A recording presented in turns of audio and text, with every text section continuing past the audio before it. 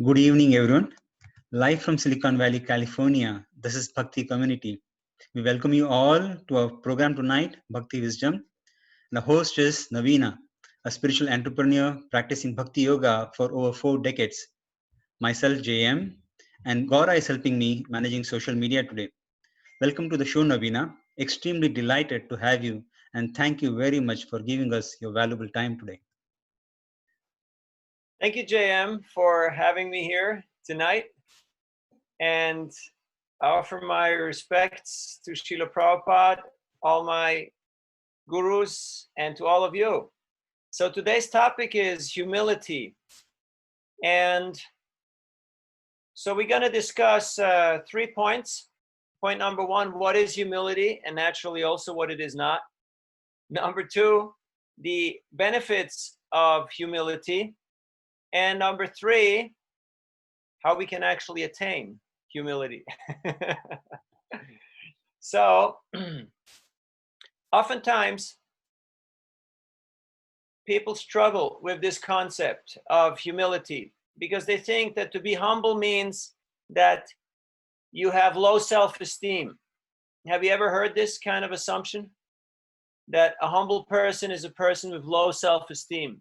He puts up with everything and everyone. He's ready to be exploited and abused. So that is a misunderstanding, because actually humility means not to think less of yourself, but to think less about yourself. You understand the difference? Thinking less of yourself means that you think, I am completely worthless. I am totally useless. I'm just a nothing. I'm a nobody. Nobody knows I exist and nobody cares I exist. So that's a common mindset, so to speak. And some of these thoughts may have even creeped into our minds at some point in time. Has this ever happened to you? That some of these ideas came up in your head? Like if I would vanish from the face of the earth, not too many people wouldn't even notice, right? So, but actually that's a misunderstanding. That's a misunderstanding because all life is sacred and every person counts and every individual, everything is valuable and meaningful. So this is a wrong assumption. It's based on a false premise, on a false sense of identity, so to speak. And we get to that in a minute. But the right attitude is to think less about oneself. Has it ever happened to you that for a day or even a few days or maybe a week, you were so absorbed in an activity that you never actually consciously thought about yourself? Can you remember an incident like that? And it may have been in sports or in exams or in you were just so absorbed in a project that it totally captivated you. And you had no thought about I, me, and mine. And it was actually quite blissful. It was actually quite relieving, because all that mental burden, all that static of what if, and how are people going to view me, and how is this going to play out, it all goes out the window. So this is called the unconscious competence, when you get into the stage where you're just acting playfully in motion without ever having to actually think, oh, how is this going to work? How is that going to work? How is this going to affect me? How is that going to affect me? So that is the ideal state that we want to attain, that we're just acting naturally without always being self-conscious. Did you ever feel self-conscious? It's kind of a rhetorical question, because otherwise, why would people sell fashion or mirrors or cars or or most of all these material things, which, let's face it, from an existential point of view, are pretty worthless. They're pretty pointless, because all you need basically is food, shelter, and a little bit of sunshine, and that's pretty much it. But somehow we have identified with so many things in this world of names, and we have built our whole identity around these unnecessary necessities of life. And because of that identification or misidentification, a certain amount of pride has come into the picture. Oh, I went to a certain school, I work for a certain type of company, I'm of a certain level of education or economic strata. And have you noticed how it kind of makes it difficult to then all of a sudden be a sensitive, sensible, and humble person in everyday life? It can become quite a challenge, so to speak. Now, it doesn't mean that we have to give up everything in order to truly feel humble. And we'll get to that in a minute. So we discussed about what is real humility. It's actually to understand one's identity. If I study the Bhakti texts or the yoga texts, the sense of self, the sense of I, the sense of real ego, real identity is very much at the core concept. You heard the word Atma. Atma. Atma means the self. It means the actual person who inhabits this body. So this is the first concept that we have to understand. Otherwise, we will build our entire construct on a false or a wrong premise. And as you know, if you do coding or math, if you start with the wrong premise or you make a small mistake at the beginning of your calculation, you will end up way out there, way out there. So it's important that we start with the key ingredients. And what's the most important ingredient? That is always, we're starting with I, with self, because that's natural. That's from where we have to expand. So who am I and what is my position? Like now, we are living in a quite turbulent time, and I'm sure some of you have realized that a lot of the things are outside of our control. Some of you had to change your travel plans, or did you notice how you're it was beyond your control? You had to do certain things that ordinarily you wouldn't do. And just because it's being imposed on us, which shows that we're not in control and we're not so powerful. Even though you may have so much knowledge, so much skill, so much money, but there's so many things that we don't know, that we can't do, that we can't accomplish. Why? Because we are minute. We are actually very small. The yoga texts say that the size of the soul or the Atma is 1/10,000 the tip of the hair. You take one hair and you take the tip of the hair and you cut it in 100 pieces. And then you take one of those pieces and you cut it again into 100 pieces. That is the size of each and every one of us. So if that's a little abstract, just go into nature and you see the sunset, you see the mountains, you just look at a tree. What's the first thing you notice? This thing is massive. This thing is phenomenal. And I'm really small and insignificant. And I'm pretty powerless. I can't really do much. So, and that is a humbling, but a very welcomed realization. That's why it's important, and we get to that in the third part more, of how to actually experience humility. Otherwise, it may just be some abstract. It may just be some nice notion. Now, this point, we take a couple of reflections or questions to the topic of what is humility and what it is not. I really like the point you made about being lost when you're so engrossed in something that you never think about yourself, and you're just engrossed in your project or your service or studies. because you're striving something, and time just flies, and it's a sense of happiness.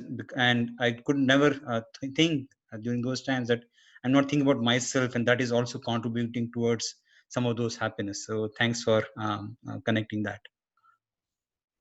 You're welcome. Some other reflections or questions? You can put your questions on chat, or you can unmute yourself and ask questions too.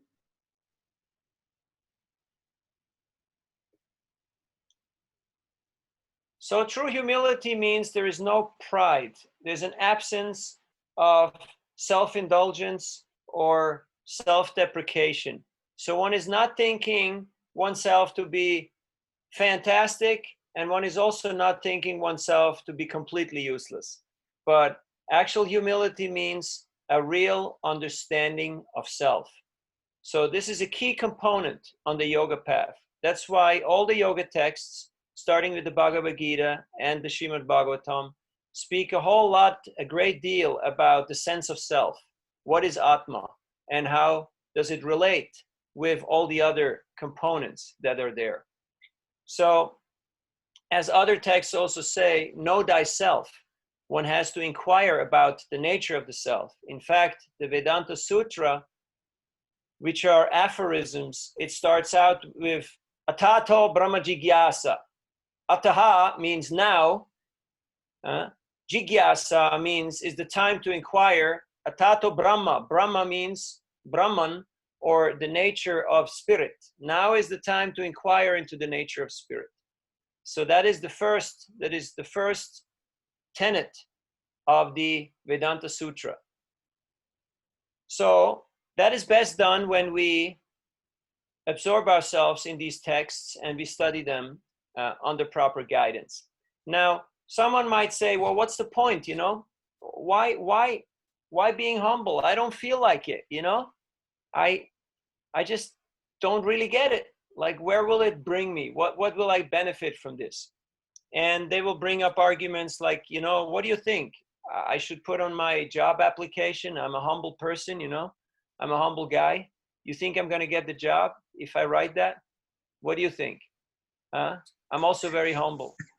No, not really.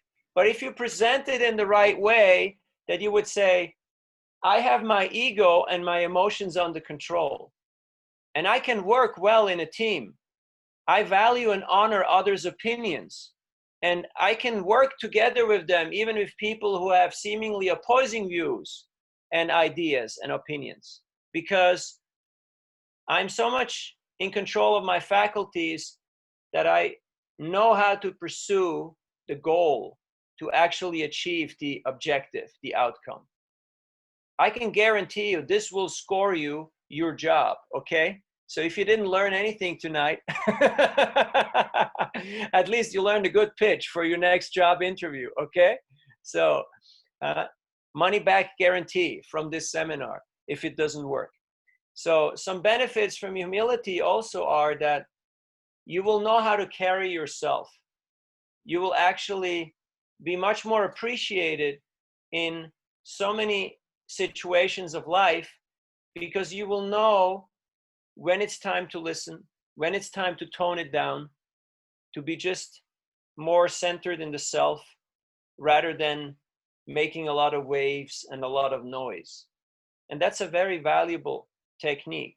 And it is based on that principle of humility, that we understand there's other forces at play, and there's other factors that are taking place that are beyond my control. And I will just simply try my level best to make my own small contribution. Just like tonight's discussion here, we have here different people who have done different things in order to pull it off. There's people who have done the technology side, there's people who have done the marketing side, there's people who have done the design side, and then there is little me who likes to mouth a lot and speak. So it's a team effort, it's a collaborative effort. And most of the ventures are like that. So if we actually muster up some humility, we will be much more appreciated in all situations of life. Another benefit of humility is that if I put myself in a more humble, in a more modest situation, I become much more relatable, visible, and people can appreciate me much more. And they will actually, believe it or not, try to help me and try to show some kindness, benevolence, and help on me. And that's really a good thing, because if we're riding high and proud on our horse, then at most we are going to be envied by others. Now, I know some people think that's something desirable, that's something admirable, but as we know, pride cometh before the fall, that everyone gets knocked out of the saddle sooner or later. So to actually have that sense of inner humility will also empower and enable us to, as they say, carry a big stick but talk softly, which means you may have all the skill, you may have all the knowledge, you may have all the opportunity, but unless your attitude is right, unless our attitude is an attitude of humility and of selfless service, all these other factors will be totally worthless. Totally worthless. Because there's so many people out there who have these qualifications. But the secret sauce or the magic mix that actually makes things gel and makes things happen is when you add that potion, that secret ingredient of true humility. Now, humility, like empathy or sincerity, it's not something you can fake. It's not something that you can just,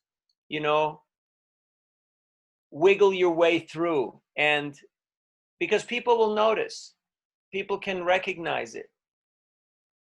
So in the Bhakti path, especially, humility is very much appreciated, because it is what attracts the benevolence of our teachers and also of the Supreme.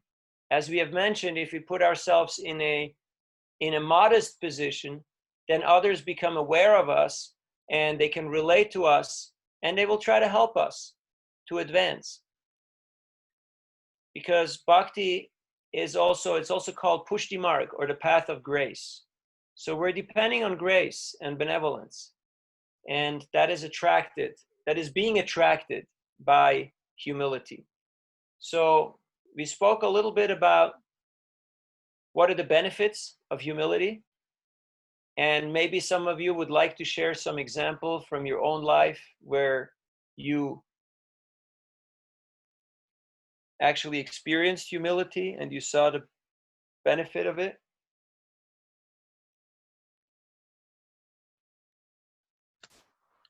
You can unmute yourself or type your questions or reflection in the chat box, both on Zoom as well as on Facebook. We are monitoring it.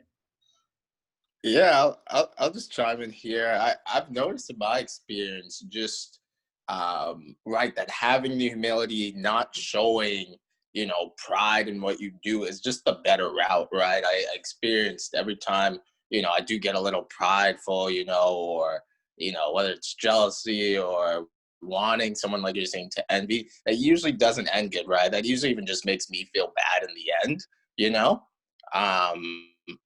And so, right, I think, right, you're totally spot on in terms of having that humility, practicing, being modest, even if you do have all the knowledge, the skill, whatever it may be. So Thanks for sharing that. Yes, very valuable insight that you're sharing here with us. Thank you for that. Because otherwise that pride kind of ruins the entire experience. Even though we may even have pulled it off, we may even have succeeded in some venture, but that pridefulness kind of just kills the whole experience. Right, right. It's no fun winning alone anyway. Like you want to win with the, it's no fun doing it all alone, right? Yeah, because otherwise, who's there to celebrate with, right? I mean, it's kind of lonely. That's why they say it's lonely at the top. And Right. in Bhakti, it's actually a race to the bottom. And which brings us to our third topic: how do I achieve humility? Because if it's such a great thing, then why aren't more people talking about it? Why isn't there more emphasis on humility and being a role model for that? We always see the people who are flying high, right? That's always who is being portrayed, the winners, the ones who are actually succeeding. But if we look at not the tabloids and the fake news that are going around now, but if you look at history, at the people who are actually great, who are actually outstanding, one common characteristic in all of them is that they had true humility. And that was their backbone. That was their bedrock. That's why they could actually push on and persevere in times of crisis, in times of pushbacks, in times of obstacles. So to achieve humility, one very good factor is you associate with people who actually imbibe this quality. You may not find it so much in your company, you may not find it so much in your neighborhood, but nowadays we live in a global village, and you choose who you want to associate with by your own volition. So instead of being together with people who are boastful, who are arrogant and condescending, to seek out company and association of people who naturally carrying that true humility in their heart. And I guarantee you it will rub off on you. Because if you're together with a person like that, and then some infatuation or some pride comes up, immediately, just by being in the vicinity of a person who is not affected by this, you feel like, whoa, hey, I gotta snap out of it. I have to be my better self here. I better let go of this. I better drop this act real fast. So good association is a very powerful way of how to acquire humility. And another is that we connect in our bhakti practice, especially through the study of the Vedic texts and through the chanting of the Maha Mantra, we connect with the source of all humility, with the kindness and compassion of the Supreme. And this will naturally make us feel so appreciated and loved and cared for that we have no desire or ambition to look for recognition, validation outside. Which means we're canceling all our great God projects of our, I want to prove to the world who I am. And we just become content to just be. Not trying to be somebody, but to just be. And then from that position of strength, we can actually become a major contributor in whatever field and venture that we want to accomplish, whether it be spiritual, professional, interpersonal, on a family side. But we can see how if the sense of self is not very accurate, then all these things suffer. All these things become compromised and difficult. So humility is a key factor, and how to attain it. So we're speaking about a couple of ways how to attain it. One way that I found personally very helpful is because I'm tall and I speak a few languages, including German. So to sometimes just listen to others and to hear others' voices and opinions. Just like lately, I read a fantastic book. It's called Bonds of Love. It's the voices of the students and direct disciples of Srila Prabhupada's lady disciples. And I read it in 3 days, the entire book, because it was so captivating and insightful. So to just sometimes tone down our own persona and just try to appreciate and try to relate more to what do other people have to say, what do they have to contribute. Another way that I found was very helpful for me to connect to humility was to do some seemingly insignificant task that nobody will notice. Like if you clean the bathroom, or you do things, most likely not too many people will take note of it, right? So I know of even people who own companies, but they make it a point to pick up trash, or to keep their office clean, or to keep their bathroom clean, even if there's people who are so-called designated to take care of these tasks. Why? Just as an expression of their humility. And they will not post pictures about this, and they will not go on PR and media campaigns about this, telling everybody all the great stuff that they do. So as a little task and homework for this week, I would like you to find one way, one task where you can do something for the benefit and good of others, and nobody will notice it. And you're not going to brag about it. You're not going to tell anyone about it. You're not going to write one post or take one picture of it. Okay, deal? All right. And then after a week, you see, if you like it, you may keep on doing it. It may grow on you. And you may realize that this is actually the mood in which mothers are in, or, grandparents are in. If you always want to be validated and get that thank you and that, that raw, you get utterly frustrated and depressed. So to develop more a spirit of selfless service attitude, it is said that there is no limit to what you can do if you don't care who gets the credit. Now, I know many of you work in corporations which employ large amounts of people. And if everybody wants to get the credit, if everyone wants to have their name on the thing, then the thing is not going to be very great. It's not going to go very fast, because there's going to be a lot of fighting and a lot of in-house politics about whose name will go on that thing. But in sports language, pass the ball. You know that expression, pass the ball?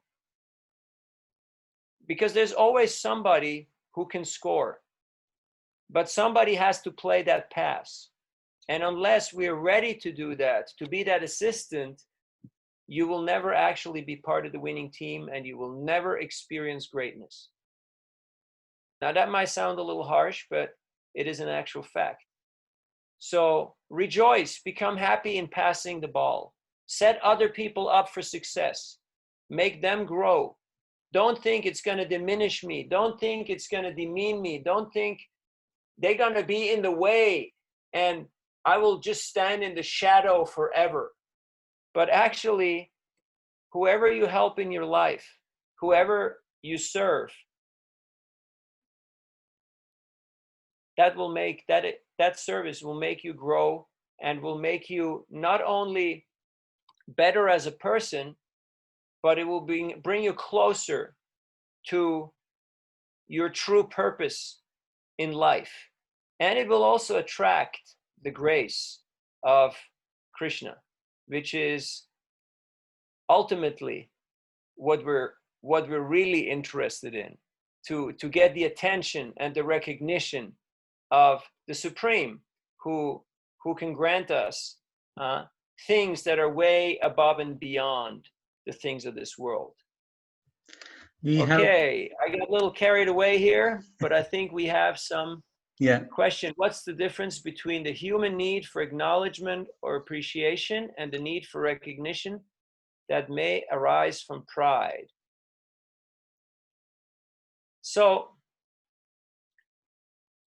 everybody needs to be acknowledged and appreciated. That is just a fact. Now,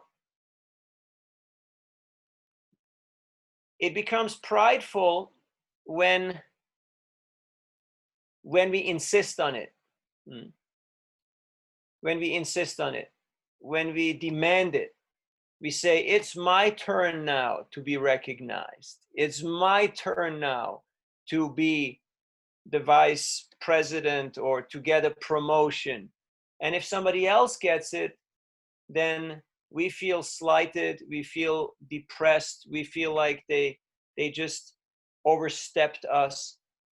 So it's a natural human need that we all want to be appreciated and we all want to be acknowledged. But when it doesn't happen, that's where that's where you can see, you know, if I actually have some true sense of self and some humility. Because first of all, I should rejoice in someone else's happiness, and I should also think that, you know,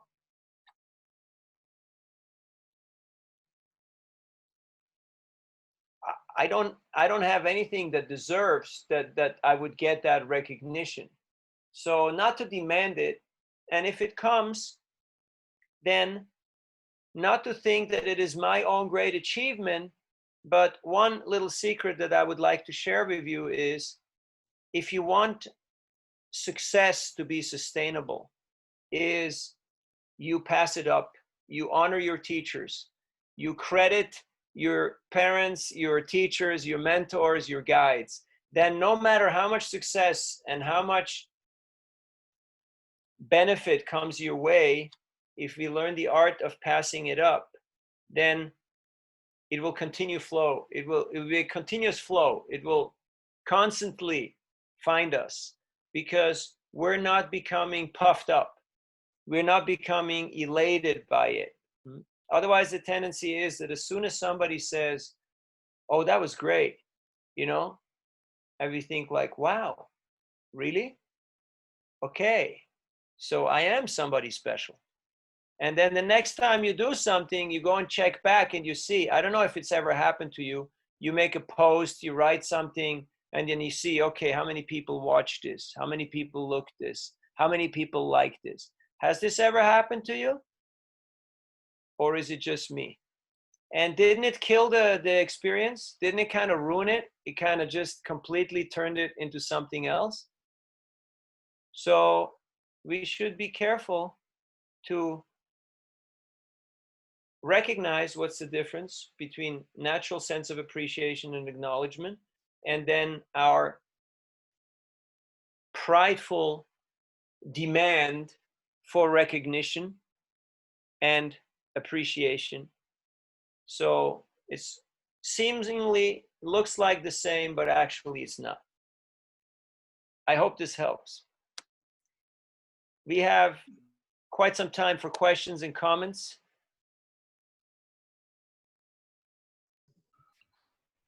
Namrata thanked for the answer. She said yes, that's helpful.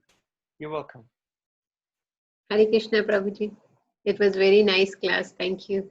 I really like this, not truly definition, but what you said, that ego and emotions under control is humility. I really like that. That, I mean, when I look at that definition of humility, that ego and emotions under control, I feel that it is much more achievable than when I just think of humility, sometimes thinking of myself really low or less than others. I think that this ego and emotions under control is the first step towards achieving the true humility. Thank you for sharing that. And as an example, a little story, Srila Prabhupada, he was once in France and he was giving a talk at a university. And he was speaking about the social classifications, that there are different orders. And, you know, and there's the intellectuals, the administrative class, than the mercantile class and the laborer class. So he just, for simplicity's sake, he just termed it first class, second class, third class, fourth class. And in France, you have to know it's a very socialistic environment and a very communistic environment. So immediately students started to revolt and they started to speak up against him. And some people were shouting, "So who do you think you are? You think you're a first class person?" And Srila Prabhupada, very humbly, he lowered his head and he said, "No, I'm not first class. I'm fifth class, because I'm the servant of all the other four classes." So that student who was shouting, he just sat down and was quiet. That was just the end of it. So, which shows that this is really, to do great things in a humble way is really a secret. It's really something that's memorable, that will touch people's hearts, and it will make a point. Other questions or comments? Hare Krishna Prabhu. So one reference I've heard many times when talking about humility is salt, and how like being humble is like being like salt in food, because food is pretty much like bland and tasteless without salt, but even just a couple drops of salt like make the food so much better. But in the like at the same time, when we eat something, we don't think like, oh, the salt is so good in this dish, but the salt plays such a big role in our food. So like in the same way, when we're humble, it's kind of like the same qualities of salt. Thank you for bringing up that beautiful example. And it means that, you know, the salt in the food, usually it's invisible. You can't really recognize. But if it's not there, you do recognize, you do notice it. And in a similar way, that some of our efforts may not be recognized, but when people say, "Hey, we missed you," you know, I mean, it was really noticeable, you know, you weren't there. So that's something that's touching. That's something that's we can understand. Now, I know many of you are working in professional environments, and you may say, "Hey, you know, nice guys finishes last, so I can't walk around with this humility t-shirt on, you know. I need to really put my ego out there, otherwise I won't survive." So there's a little story in this regard. There was once a snake that wanted to practice yoga, and it asked Narad Muni, "So how do I do that?" And so Narad was giving it some instructions, and after some time, the teacher came back, and the snake said, "You know, now that I'm being humble, everyone's throwing rocks at me, and people are chasing me with sticks." So he said, "Okay, what you have to do is that you still show your hood, but you don't bite." So that means that you still carry your position, you do your job, you do your tasks, but the poisonous fang of arrogance and pride is not there. We're still carry out our responsibilities, but we're not addicted to the honor or to the prestige that may or may not come along with it. So that much just for those of you who work in professional jobs where you have to assert yourself, you have to pitch your project, and you have to prove to your boss and your competitors that you can pull it off. And you can do that. But with a humble spirit, that means I understand that the result is not up to me, and I will pass up the credit. The Gita in the 13th chapter, when there's a list of good qualities, the first one is amanitvam, which means humility, pridelessness.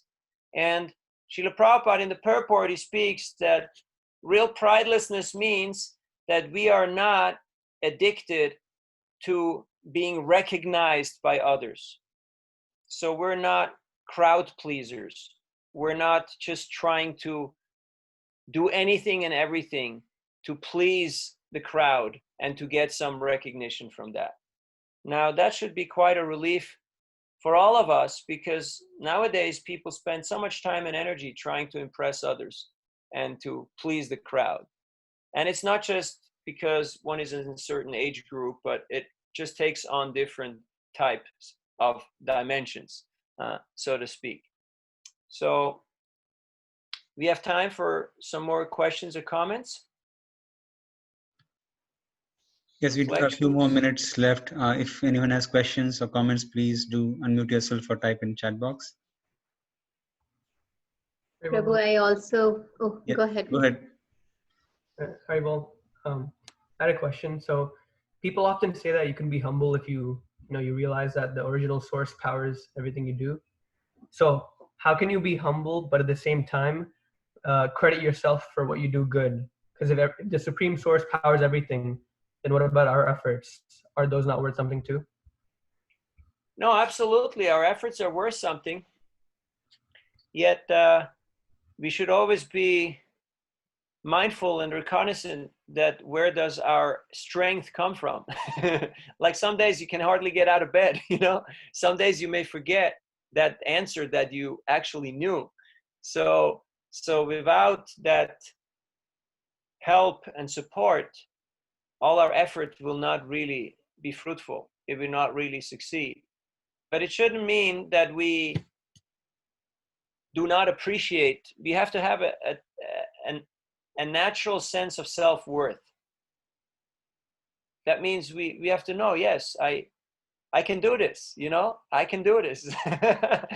And at the same time, I need a little help from my friends. I do need a little support. So yoga means balance. There has to be balance between that sense of self and sense of interdependence, that there are other factors at play. It's not all about me. There are other factors at play. And the ultimate sanctioner is not me. Because sometimes I'm truly capable, but it's not happening. Have you noticed sometimes? And at other times, materially speaking, I'm truly incapable, but somehow it just happens. So that proves to us that there are other factors at play. And Bhagavad Gita is explaining to us that amongst the 5 factors of action, Daiva, or destiny, or the higher power, is actually the strongest. And so if we can study this Gita and understand how we can align these 5 factors of action, then we can navigate through this world of names with much less resistance, obstruction, and we can actually take whatever life throws at us with stride and with humility. Do you know that the big elephant, it gets washed away by the waves, by the water, but the small fish who has taken shelter of the water can swim against the current. It can even go upstream, up waterfalls, because it has taken shelter of the water.